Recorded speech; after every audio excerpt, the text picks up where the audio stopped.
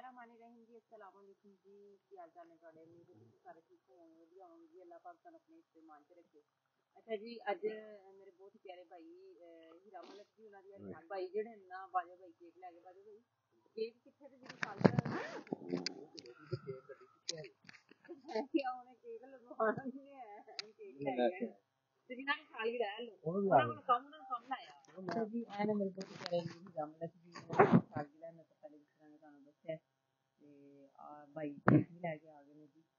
ਛੋਟੀ ਜੀ ਅਸੀਂ ਕਿਹਾ ਚਲੋ ਛੋਟੀ ਛੋਟੀ हाँ भाई और दिख रहा सब मेरे भाई जी खुशियां भरी लंबी जिंदगी रहे जी हीरा भाई केक कटन तो पहले मेरे लोग हैप्पी बर्थडे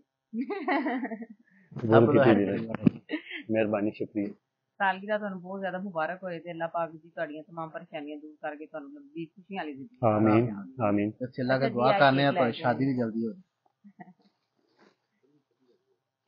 ਇਹ ਦੇਖੋ ਜੀ ਇਹ ਕੀ ਕੀਤਾ ਹੈ ਹੀਰਾ ਮਲਕ ਤੇ ਨਾਮ ਹੀ ਨਾ ਲਿਖਿਆ ਨਜ਼ਰ ਆਂਦਾ ਪਿਆ ਮੈਂ ਇਹ ਉੱਪਰੋਂ ਖਾਣੇ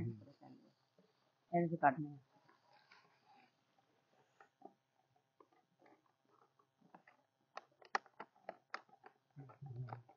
ਤੁਸੀਂ ਵੀ ਚੰਗੇ ਡੱਬਿਆਂ 'ਚ ਪੈਕ ਕਰਕੇ ਲਿਆਏ ਹੋ ਇਹ ਦੇਖੋ ਜੀ बड़ी मेहरबानी भाईवा साहब नाम भी क्या है बहुत बहुत मेहरबानी दिलों बहुत प्यारा मैं पाइनएप्पल खा ला चलो जी हीरा भाई दे केक कटन लगे सामने हीरा भाई देखते हैं हैप्पी बर्थडे मुझे पानी आ रहा है नहीं चल सारे नहीं आंदा है कट आराम नाल चलो चलो happy birthday to you happy birthday Heera भाई हैप्पी बहुत ही हैप्पी बर्थडे मैनू ਉਹਨਾਂ ਤੇ खाओ खाओ हीरा भाई केक खाओ ਓਹੋ ਹੀਰਾ ਭਾਈ ਕੀ ਕਰਦੇ ਤੁਸੀਂ ਭਾਈ ਉਹ ਤੁਸੀਂ ਸਹੀ ਮਲੋ ਨਹੀਂ ਨਹੀਂ ਮੈਂ ਭਾਜੀ ਨਹੀਂ ਇਦਾਂ ਗੁਸਵਾਦੀ ਨਾ ਮੰਗ ਜੀ ਮੈਂ ਮਿੱਠਾ ਨਹੀਂ ਖਾਂਦੀ ਤੁਹਾਨੂੰ ਪਤਾ ਵੀ ਚੰਗਾ ਭਲਾ ਪਿੰਡੂ ਮਿਠਾ ਨਹੀਂ ਖਾ भाई का मालक बस घर सारा रहो मैं मुंडिया से रखी भाई मुंडे नहीं दियो सारा जरा पाइनएप्पल छिल के खा ला खाओ खाओ आंदे पे ने आज बाबा दिन बाद ਤੁਹਾਡੇ ਹਸਬੰਡ ਨਜ਼ਰ ਆਏ ਨੇ ਨਾਮ ਜੀ ਮੈਂ ਅੱਜ ਖਾ ਲੈਂਦੇ नहीं कोई बीमार ये काट काट के बनाता रहा जी काट काट के बनाई थी बनाई जो जोड़ लांगे दाल से बनाई चलो तुम करो भी ਇਹਦਾ ਮਤਲਬ खेल लगा दे 8 ਮਿੰਟ ਯਾਰ ਬਸ 2-3 ਮਿੰਟ ਬਣਾਉਣਾ ਬਸ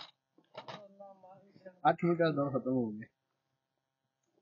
नहीं याद नहीं जाय कटनी तो बनो दियो मैं उधर देने लगा वा करीम चलो नहीं नहीं भाई मुंह में कोई मुंह तो मिलना ਤੁਹਾਨੂੰ ਭਾਈ ਅਸੀਂ ए कैमरा मैंने सारा दो भाई ये बुलाओ तो खत्म करो अपना मकाओ हां हम मकाओ ਅੱਛਾ ਨਾਜ਼ਰੀਨ ਤੁਸੀਂ ਲਾਜ਼ਮੀ ਦੱਸਣਾ ਕਿ ਤੁਹਾਨੂੰ ਅੱਜ ਦਾ ਸਾਡਾ ਵਲੌਗ ਕਿਹਦਾ ਲੱਗਾ ਤੁਸੀਂ ਵਿਸ਼ ਕਰਨਾ ਚਾਹੋ ਤਾਂ ਭਾਈ ਨੂੰ ਕਰ ਸਕਦੇ ਜੀ